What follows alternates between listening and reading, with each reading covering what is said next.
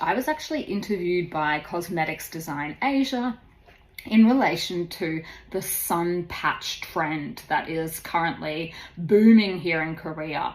Now, I know I've spoken about these before because I think I covered them in one of the K-Beauty Expo wrap-up episodes that I did.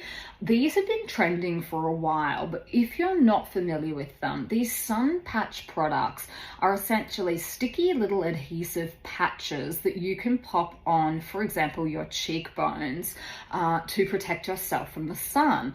So they are obviously UV resistant and a form of sun protection. I think a lot of people here tend to use them when they go golfing and do outdoor activities. There is an absolute craze for golf in this country at the moment. Because of this, and because, you know, people here really do like to take care of their skin, these sun patches have really taken off. They're just another way to shield yourself from the harmful effects of the UV rays. Lots of different brands, so many different brands have been launching their own version of this.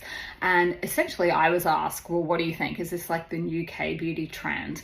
And I don't think this is going to go mainstream in a lot of countries, and there are a couple of reasons for that. So firstly, they don't cover the entire face at present. The people that I've seen using them are using them in distinct areas of the face, usually, as I mentioned, on the cheekbones. The majority of people I've seen walking around with these here have them just running along the places where you normally get the most melasma, particularly if you're female. You know, we tend to get melasma sort of down the cheekbone line. That's where I've seen the most people wearing them.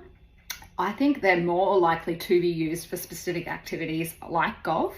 I know anecdotally, of course, but people that I've spoken to, they're like, look, they're not the most comfortable because they feel a little bit heavy. Like, you can tell that you're wearing a patch on your face. It's not the same as sunscreen.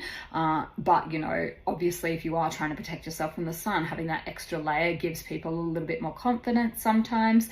I think this is probably the most likely to take off in other Asian countries, where the use of these kind of additional sun protection tools is already common. I'm thinking things like UV parasols, driving gloves. I don't see this being something that you'll go to the beach you know, in summer and see everyone wearing these UV patches. I don't think that's very realistic. The other thing is, the other barrier to this trend taking off will be local laws around sun protection claims.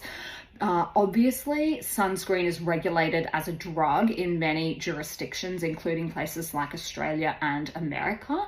So I think there could be some issues around then making these UV protection claims.